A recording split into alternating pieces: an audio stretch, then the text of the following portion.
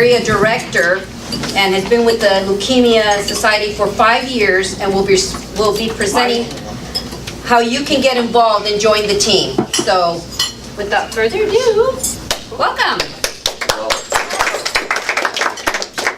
Alrighty, does it matter where I stand? Is this alright? Yes, perfect. Perfect.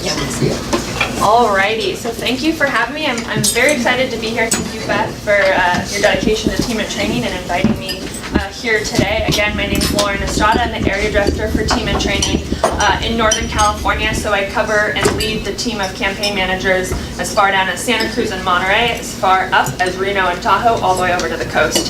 So really big territory. We have 3 chapters of the Leukemia and Lymphoma Society within Northern California. So we have the Silicon Valley Monterey Bay chapter that's based in San Jose. We have the Greater Bay Area chapter that's based in San Francisco, covers the East Bay and Marin. And then we have the Greater Sacramento chapter. So that's kind of my territory and my background. Again, I've been here for 5 years. I actually started as a Team and Training teammate about 6 years ago because I selfishly wanted to run a marathon, and then I figured out and found out I actually had a really close connection to blood cancers as my grandmother passed away from non-Hodgkin's lymphoma 3 years before I was born.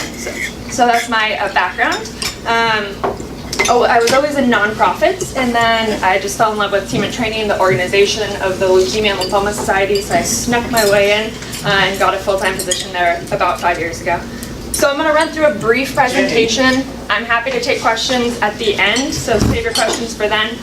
We do have a video about halfway through, and I'm mainly going to focus on Team and Training. So, the Leukemia and Lymphoma Society. So our mission is plain and simple. We want to find a cure for blood cancers. And we are the largest voluntary nonprofit organization trying to find a cure for blood cancers. So leukemia, lymphoma, non-Hodgkin's lymphoma, myeloma, and there's obviously thousands of other cancers associated with all of those. So again, we're focused on cures for blood cancers.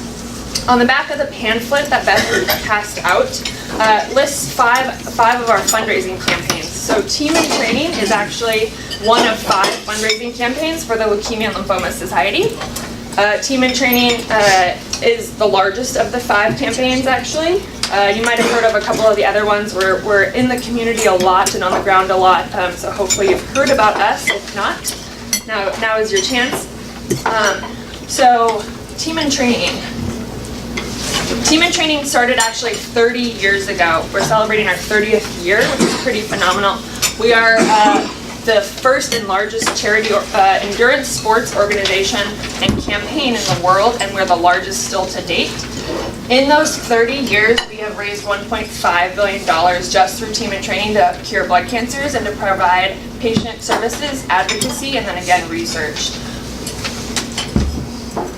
So to give you some background on what Team and Training is, and we have another sheet that we can pass around, so I know this is kind of small. So Beth, yeah, the one in front of you. The other one. Sorry. Oh, they're passing this one. Perfect. Okay. So this is a little small, but I'm going to just talk through who can join, because it might seem kind of intimidating. So literally we take all experience levels, all demographics. We have folks that can barely walk a mile to folks that are elite endurance athletes and everywhere in between. We have professional coaches that really get you from the couch to the finish line. I'm sure Beth can attest to kind of the experience levels that we see on our training teams throughout the Bay Area. And we facilitate and coach a couple different sports. Beth mentioned the triathlon portion. It's early. Triathlon portion of our program. We also have cycle events, so we have cyclists out there on the road. You may have seen them around the Bay Area, training for 100-mile cycle rides. We have runners. We have walkers also. We have walkers that train to do half and full marathons. And some of them are even faster than our runners, which I always love to point out. We have hikers as well. Our hike program is large in the Bay Area. And then newly introduced, we actually have climbers as well. We just introduced a tangent called Climb to Cure this past year. And Climb to Cure is a part of Team and Training, but our coaches train these folks to climb Mount Kilimanjaro in Tanzania, which is pretty incredible. We raised almost $1 million in the past year just for that program. So again, all levels, elite to people that are sitting on their couch. So I actually started as someone I couldn't even run a full mile without being completely out of breath, and I did my first full marathon 6 years ago. It took me about 4 months to train. That's a typical training season, and I successfully crossed the finish line, and at the same time raised a good amount of money for the Leukemia and Lymphoma Society. So some of the benefits of being part of Team in Training, one, I mentioned the professional coaches. Our coaches are phenomenal. They really cater to our teammates of all experience levels. And again, for marathons, triathlons, cycle rides, the training season is about 4 to 6 months, depending on what event you're signed up for. And then I like to acknowledge the event experience. So Beth mentioned that she's doing the Lava Man Triathlon. That's happening in Hawaii in March. And we really help teammates to set up their event weekend. So we secure event race registration, we secure sometimes hotel, we provide an inspiration dinner, which is my favorite part of the season, which is a dinner right before the event, the day before the event, and we acknowledge the mission, we highlight the mission, how much money we've raised, and celebrate our top fundraisers. And then the inspiration, we really keep the mission of the Leukemia and Lymphoma Society front and center all season long, because that's why our folks are fundraising and training. So the inspiration obviously are honorees and those folks that have been touched by blood cancers. So you're probably asking, where does your money go?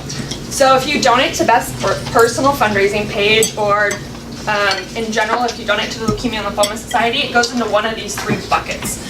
The first is research. That's where the most of our money goes. We also provide patient services and advocacy.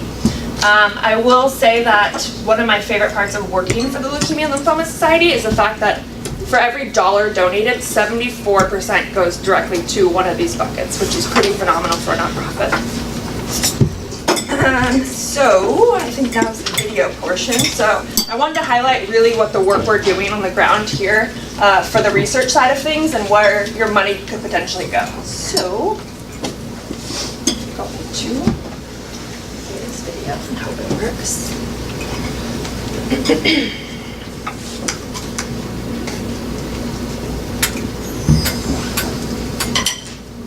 Take 1. Is it hard for you to say those words? We're trying to cure cancer. That's a really good question. Why it's hard to say we want to cure cancer. We do. And I think sometimes it's hard actually to think that you might actually succeed.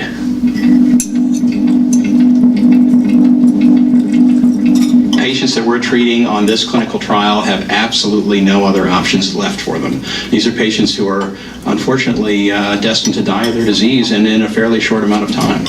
Emily Whitehead, 554. So Emma is incredibly matter-of-fact about all of this stuff. This was a child who had had her leukemia come back twice. The parents were looking for a miracle. What we've learned how to do is train the immune system to recognize and then kill tumor cells. It's a procedure where we collect their T cells, and they are infected with a virus that will genetically change them so that they will now see and react against their leukemia cells. And we actually use the HIV virus to do that. So you're taking the HIV virus and infecting healthy cells with it to help kill cancer? Yes. The virus has been engineered so that it can't cause disease anymore. But it still retains the ability to reprogram the immune system so that it will now attack cancer cells. We call those modified immune cells serial killer cells. Each infused cell can kill more than 1,000 different tumor cells. But the reality is the dramatic responses of cancer to new treatments are very unusual. We need to make it clear when we talk to a family that it may not work. Emma was given her T-cell treatment, and within a few days she was very sick. She had breathing difficulties, she had blood pressure difficulties. We knew that she could not have gotten any sicker without actually dying. But then a remarkable thing happened. the T cells were growing, they were starting to fight the cancer. Within hours, Emma's fever disappeared. It was like the calm after the storm. The clouds went away, and she woke up, and there was no leukemia.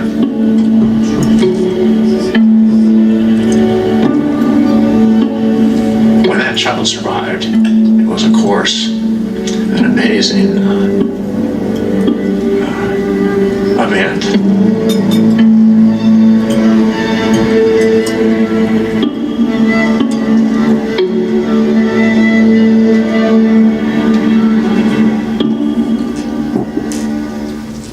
That's great.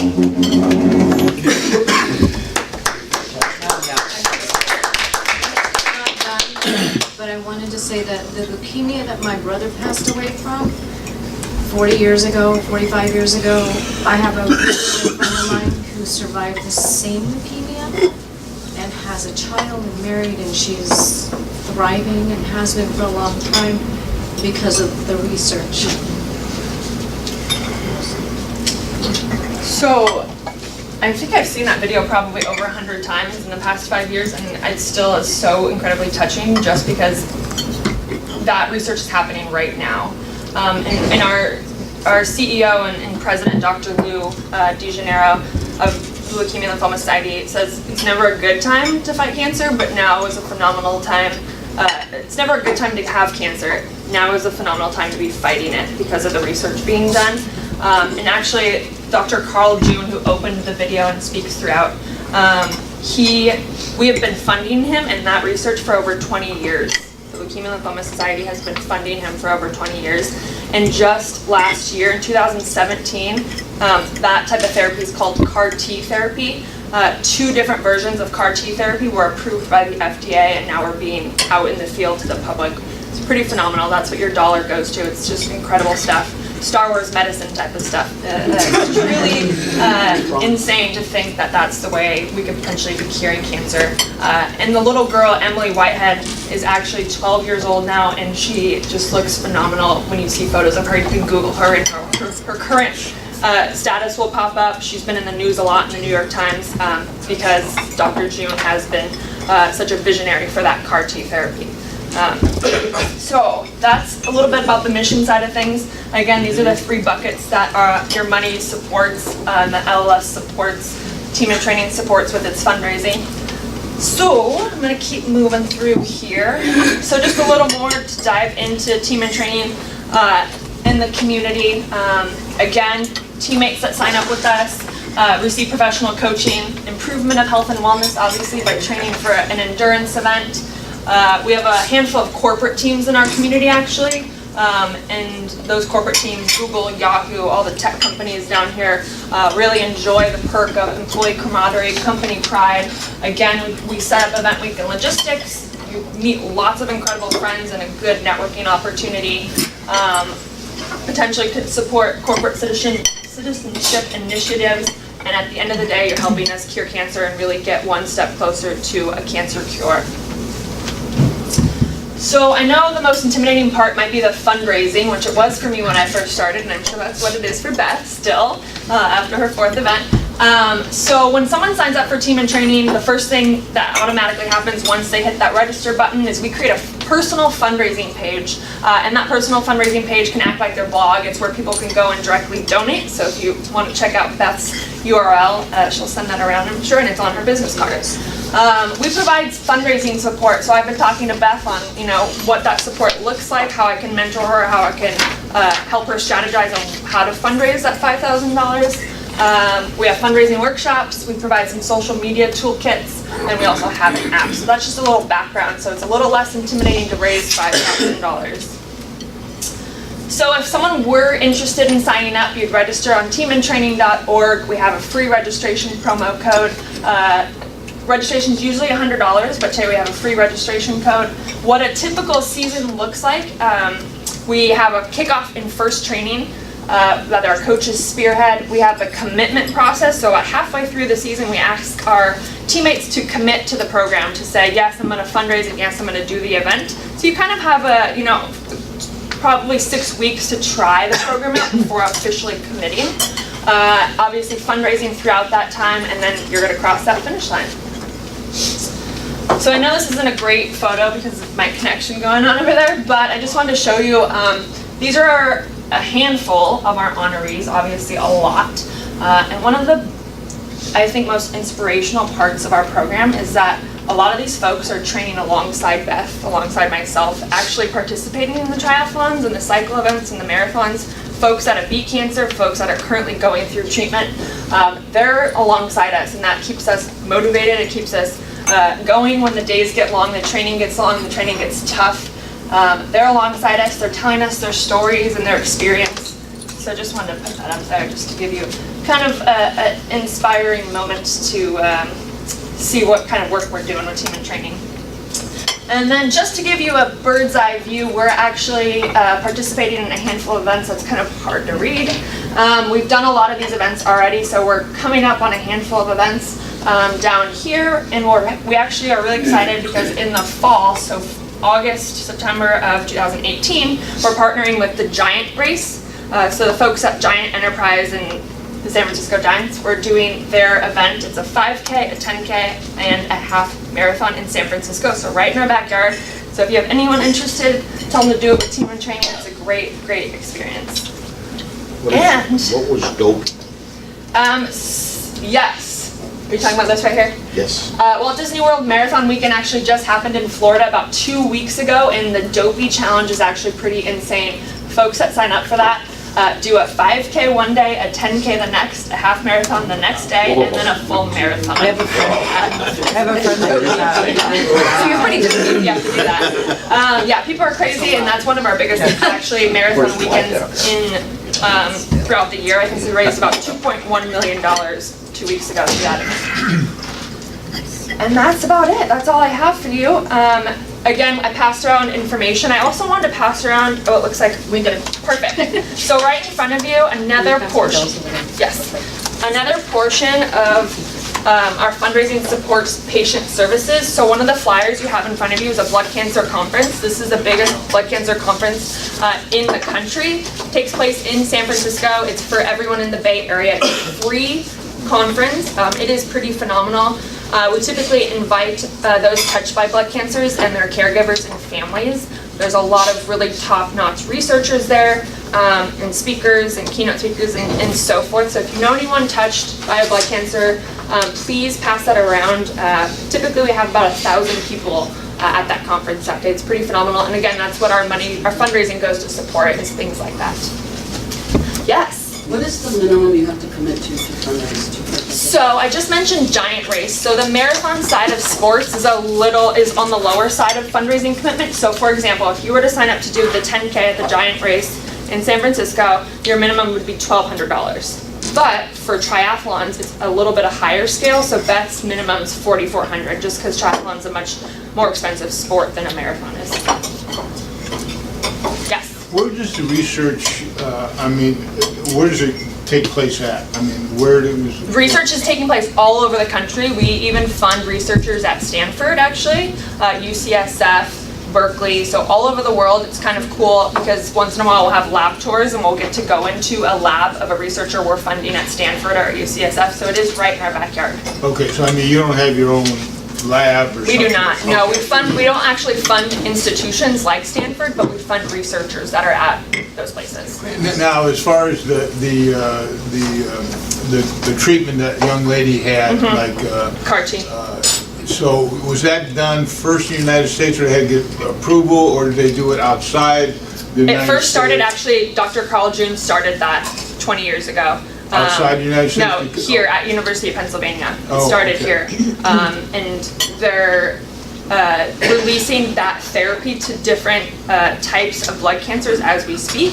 And then they're even showing really great signs of other cancers. So it's not just blood cancers. A lot of the drugs that we've developed and funded from LS actually have gone on to help cure and cure other diseases, even any other cancers. So it's not just blood cancers. Right. I mean, the HIV is kind of tough to give that to, knowing. I mean, to get the FDA to prove that. Yeah, it was a hard fought battle by Dr. June and his team. And again, that research started 20 years ago, and it just was approved within the last 2 years. Yeah, because I mean, you know, if they do it outside the United States, a lot of times they can do it, and yes, it's approved. I mean, yes, Right. it's very effective, but Not approved here. Right. Yeah. Correct. Because I mean, I know my wife just went through it in Stanford. I mean, it's incredible of the technology and the stuff they have now. It's just phenomenal. Absolutely is.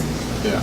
Yeah. Can you fund cancer research startups that are basically a for-profit someday along in the future? My son's a startup. So we don't necessarily fund them, but we collaborate them on a very high level. There's actually one of the labs in San Francisco called Notable Labs. It's doing something similar to this. It's a for-profit lab, but is working on a lot of the same research that our researchers are working on. So I'm not positive that we would fund something like that, but there's definitely collaboration going on right now. Okay. Any other questions?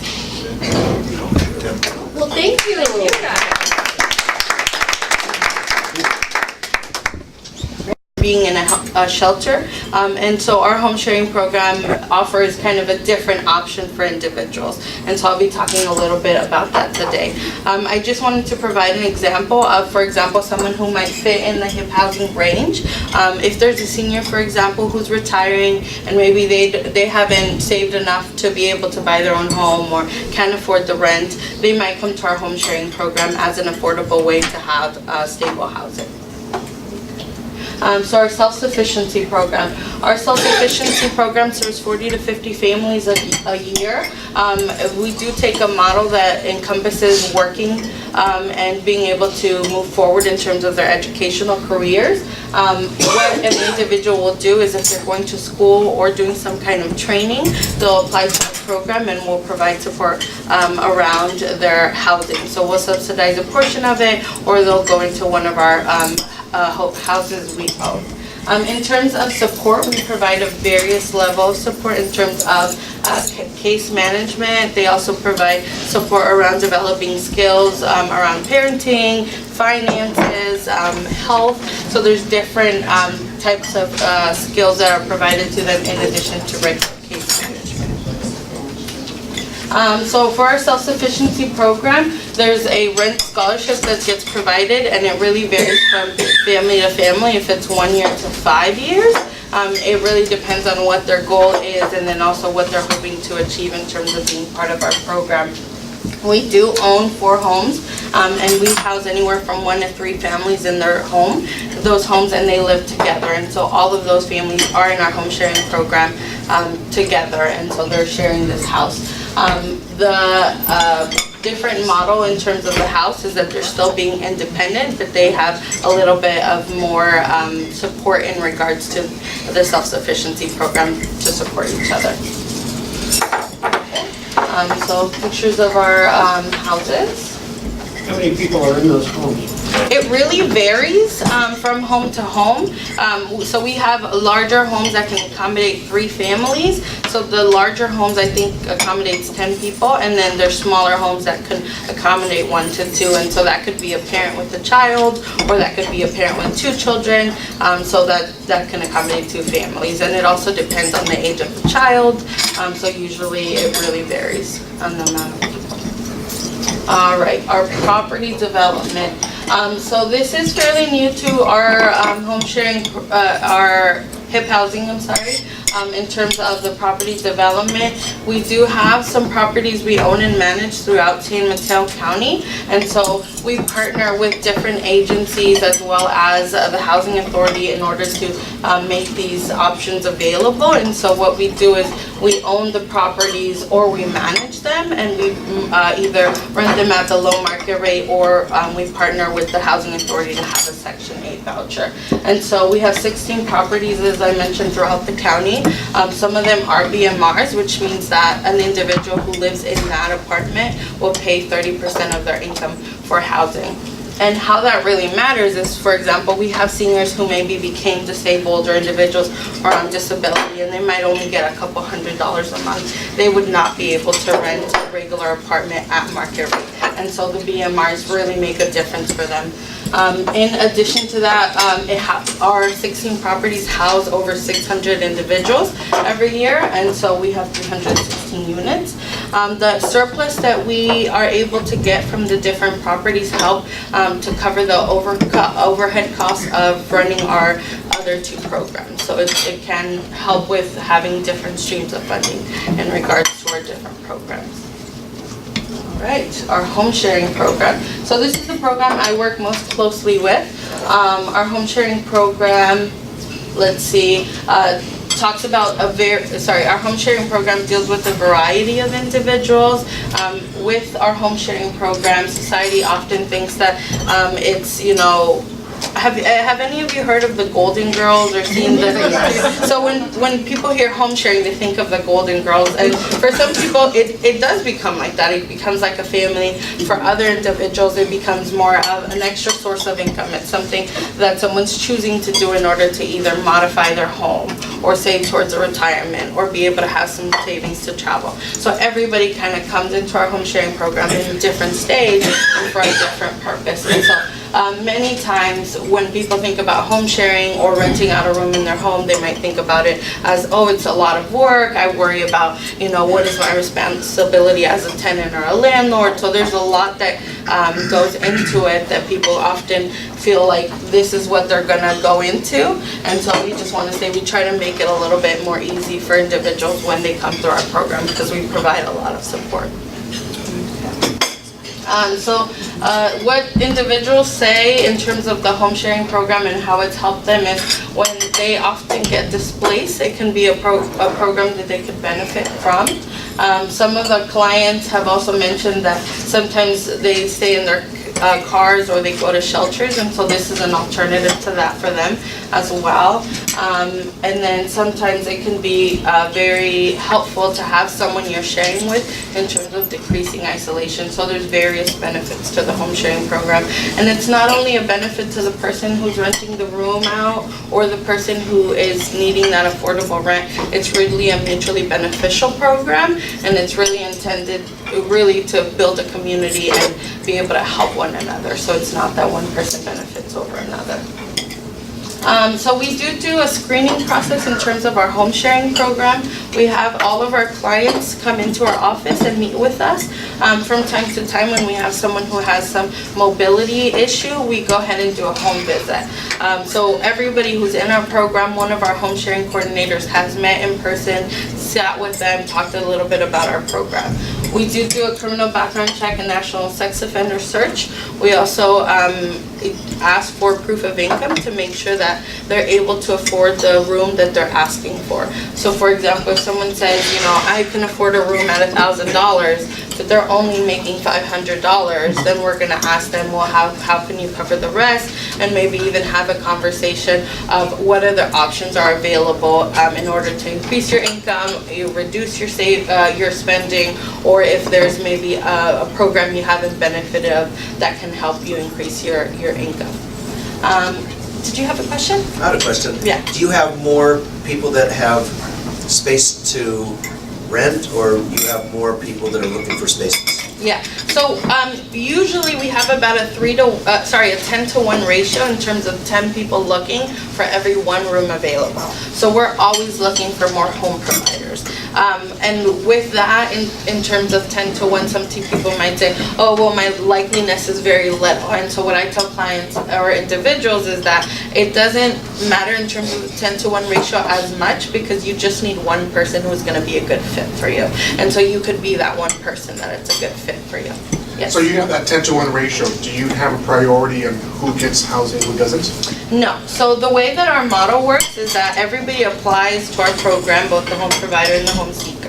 And then we make referrals based on what the person can pay, what cities they're looking to live in, do they want a furnished or unfurnished room, do they want a private bathroom, kind of a little bit about what accommodations each person is able to offer and looking for, and then we refer them. So we'll give, for example, someone 5 or 3 names, and then we'll have them interact with each other. And so that's one of the unique things about our program is you're really getting people who are a good fit for you, and then you're taking that process over again. So you're talking to them on the phone, you're meeting them in person, you're looking at that room. And so in that interview process, each person will decide if they're a good fit for them. So I might really like potentially living with you, but you might not like me, so then therefore it might not work. And so that's how it happens. So in regards to our application process, we do ask everybody for 3 references as well. One of them has to be a current or former landlord or housemate, and then the other 2 can be your friend, someone that knows you. In addition to that, we do also ask all of our clients to provide us a proof of ID, which we use for criminal background checks. Right. So as I was talking before, in terms of our matching process, we do give referrals and resources.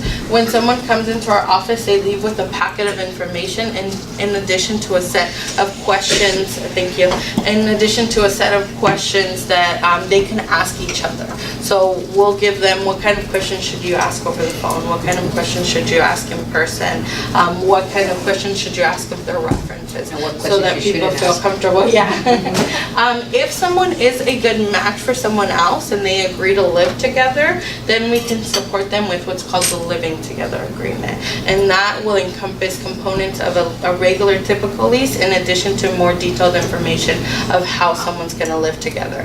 So my favorite thing in the living together agreement, I think, has to do around dishes. For some reason, that is always so difficult when you're living with someone else because you have your own way of doing your dishes and someone has their own expectation. And so that's, for example, something you might find in the living together agreement. How long can my dishes be dirty for? You know, share a dishwasher. Do I run it? Do you run it? Who unloads it?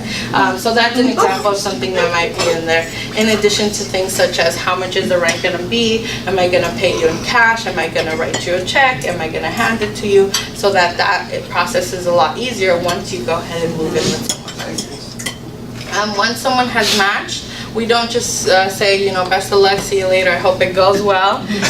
We check in with clients on a regular basis. With our senior population, we try to check in with them every 3 months just to make sure things are going well. With our other clients, it really depends on what they're wanting the connection to be. Some people say, just call me every year, make sure everything's going well. We have other clients who say, you know, call me every 6 months.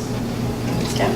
If there are issues in the matches, we provide mediation support as well. And so if they're not getting along or there's some issue that comes up along the way, we can provide support or refer them to more support if they need it. All right. So the demographics we work with in our home sharing program, over half of our clients are seniors, and so that I think is really important, especially in this county where it's so challenging to find affordable housing. Lots of our senior population is seeing that effect, and so they are coming to our home sharing program. We do have a high level of single females coming to our program as well. That's where the Golden Girl story comes into play sometimes.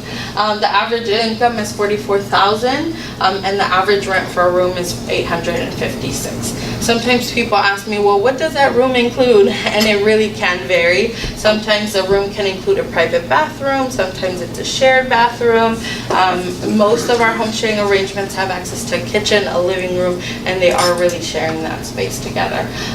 In terms of the seekers who are looking for housing, we do have a variety of age ranges with our seekers, which that's the person who's seeking a room. They can be working professionals, they could be retired. We do sometimes work with individuals who are homeless as well, so a variety of people. The majority of our clients are women, and then their average income is a little bit less than $40,000 a year.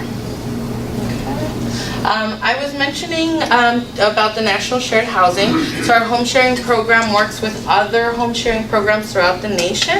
And so I just wanted to make you guys aware of this resource in case you know someone not necessarily in this county or this state who might be interested in home sharing, because there's home sharing programs throughout the U.S. and then also other countries. And I can email you that information as well. They have a really good roster of all the different states and where there are home sharing programs. I was mentioning to someone before that I work with the Fremont Home Sharing Program. So HIP Housing is in all of San Mateo County, and then Fremont, Newark, and Union City. And then there are other agencies who encompass other home sharing programs throughout the U.S. Okay. And then we do have opportunities for individuals to volunteer. We also have interns as a way to leverage all the work that we're doing, and so we partner with different schools in the area as well as other programs. So if anybody's interested or wants to just know more about our different options in terms of being involved, that's also an option. I'd be happy to answer any questions. And then this is a little bit about what clients say. My favorite story to share is I had a senior who was 92 that I recently worked with, and she had lived alone after her husband passed for about 50 years. She started to... 50 years? Yeah. Yeah, and so she started to notice that she was forgetting to take out her coffee in the morning. She'd just kind of say, why am I grumpy in the morning? And so she would just forget to have her coffee in the morning. And so someone told her about our program, decided that maybe she should check us out. And so we were able to match her also with another senior, but a younger senior. And so they have coffee in the morning together now. And they get along really well. And the variety of ages really, you know, in our program is really amazing, because sometimes you have a senior living with another senior, and sometimes you have a younger individual living with another senior, and so it's kind of neat to see the different ages. All right, are there any questions I can answer for you? Yes. I know you said earlier about how you look at their finances and all that. I don't know whether you mentioned anything about their medical condition. Do you also look into that? We do look to some capacity. We ask clients about, you know, any health issues they might have that might impact a home sharing arrangement, but unfortunately that is something that we have to respect in terms of you know, that's their own health, and they can choose to disclose or not disclose. If there's a person who comes to our program who can't, who isn't mobile or can't take care of themselves, that is something we'll try to reach out to their support system. So for example, if we have a senior who's on a walker, we might ask to be in contact with a family member or another case manager to assess if they'd be at risk of falling, for example, in one of our home sharing arrangements. So we do look at it, but it really, it's a delicate subject, and we have to kind of be careful of that line. Because I was thinking more in line of their mental condition, especially if they're sharing with someone. So you don't have any, like a written test to determine if the person is mentally stable? Or? Not necessarily. If we are aware that they are working with someone with a mental condition, we might ask them to allow us to reach out to them in order to find a better fit match for them. So for example, if someone has PTSD and they're living in a home that's going to trigger that, that's not going to be the best condition for them or the person they're living with. And so we would try to connect with a provider in order to help figure out what that line is. But it's really up to whether or not someone chooses to disclose. Well, that would go in line with some of the background checks too, right? Then meaning if there was any type of harass for whatever reasons or that kind of thing. So that would probably come out too. Correct, yeah. Are there questions? Yes. So it kind of seems like the Fair Housing Act or Fair Housing laws kind of stop at your door, because once you ask, submit a client to a potential homeowner, they can pick and choose based on whatever metrics that they want, and they're not governed by the same Fair Housing Act, that says, hey, you can't discriminate because of this and that? Well, it really does vary. If they're sharing a bathroom together, someone can say, I'm not comfortable with a woman because they're sharing that common space. It also depends on how many rooms they're renting. So if they're renting usually more than 2 or 3 rooms, then that Fair Housing Act does come into play. So it really varies on each situation. Oh, so if a homeowner is renting more than 1 room, now they're governed under... It depends. It depends what city they're in. It depends what county they're in. It depends how many rooms. It depends if they live there. So there's a lot of little things that come into play that way. We don't ever ask clients to disclose what their race is. So we won't say, we have a Mexican woman looking for a room to rent, or we have an 80-year-old woman. Yeah, I know you guys are governed by that. Yeah. But the homeowner... Yeah. We make them aware that they should be open, but yes, there is always that opportunity. Yeah. I said Mexican because I'm Mexican, sorry. Yeah, why'd you say Mexican? No. Other questions? No? Okay. Well, we sit very close to here. We're in kind of the downtown San Mateo area, but we do have offices in South City, Daly City, Redwood City, and in Fremont. So if you think of anybody who might be interested in any of our programs, feel free to contact us. Do you have brochures? Yes. So I brought 2 different flyers with me today, and so I'm just going to pass them around. The first is our home sharing flyer. It's both in English and Spanish, and it just gives you an overview of our home sharing program. And our contact information is at the bottom. And then I also brought our frequently asked questions about home sharing. And so this just gives you an overview of how does it work, how long is it going to take, who am I going to potentially find, that kind of information. And then I also brought some just general agency brochure flyers that talk about our self-sufficiency program, as well as our home sharing program and our properties. Thank you. Thank you very much.